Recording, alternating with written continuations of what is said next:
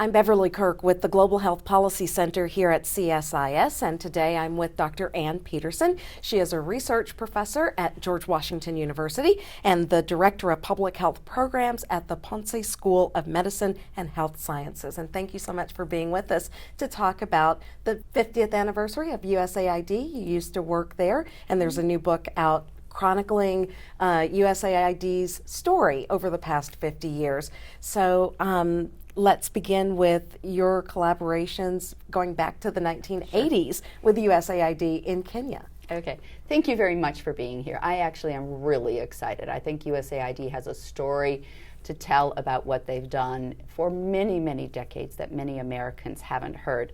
My very first time interacting with USAID was in the 1980s.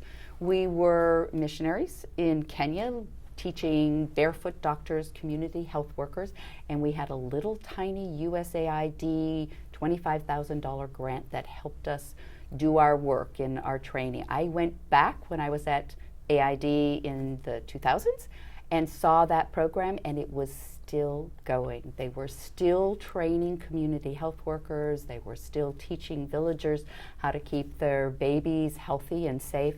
So it's just awesome to have that 25-year period of time to see what was started by USAID and how it continued to transform lives. Talk a little bit about how things changed over the course of that time period. I'm sure what you started with is very different than what's going on today. Yeah, the book sort of chronicles some of the changes both in philosophy and programmatic ways of doing business. And I started at the time when Alma Ata had just talked about health care for all and sort of a universal approach to things. Mm-hmm. And then they realized when you go into a village, a community health worker can't do absolutely everything. You have to give them a few, probably priority things.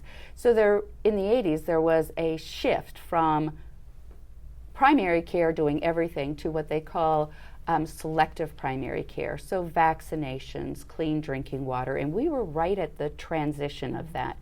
It then evolved, probably because of the very heavy results focus that our own Congress had, to what we call vertical programs. Let's do a child survival project. Let's do an immunization project. So in the late 80s to 90s, there was a lot of disease-specific programming. And then in the 2000s, we had the big AIDS initiative, which is obviously very disease-specific. And beginning to realize we'd gotten very good at our scaling up our programs in special disease areas.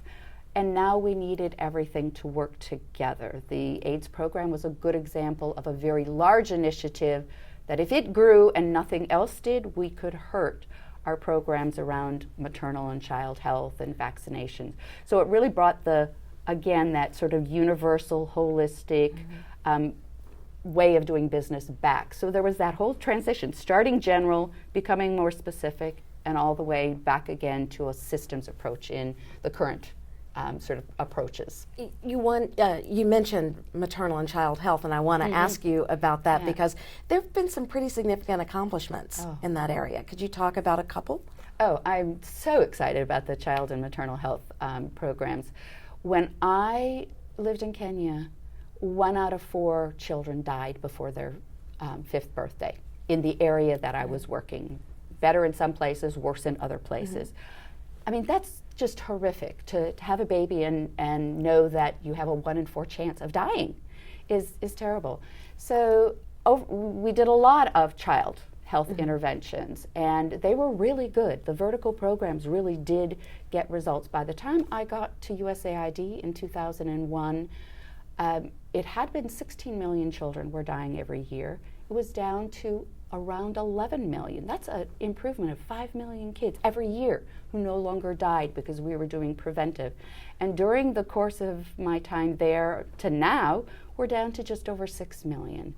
We have just made phenomenal accelerated progress. So the first 20, 30 years was a decrease in 5 million, and we've already done it again in another decade.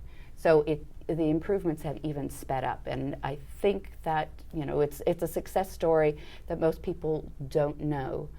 When I was in Afghanistan, we were talking about USAID's programs in maternal and child health, and I was in a room with the Shura, all the Muslim elders in this community, and there'd been a health clinic brought into their area with prevention programs. And they said to me, our women are no longer dying in childbirth, our children are staying alive and healthy and growing up to be able to go to school. This is the peace dividend. And I thought, what a legacy for USAID. And in my career, I've seen it go from terrible to so improved in many places. Dr. Ann Peterson, thank you so much.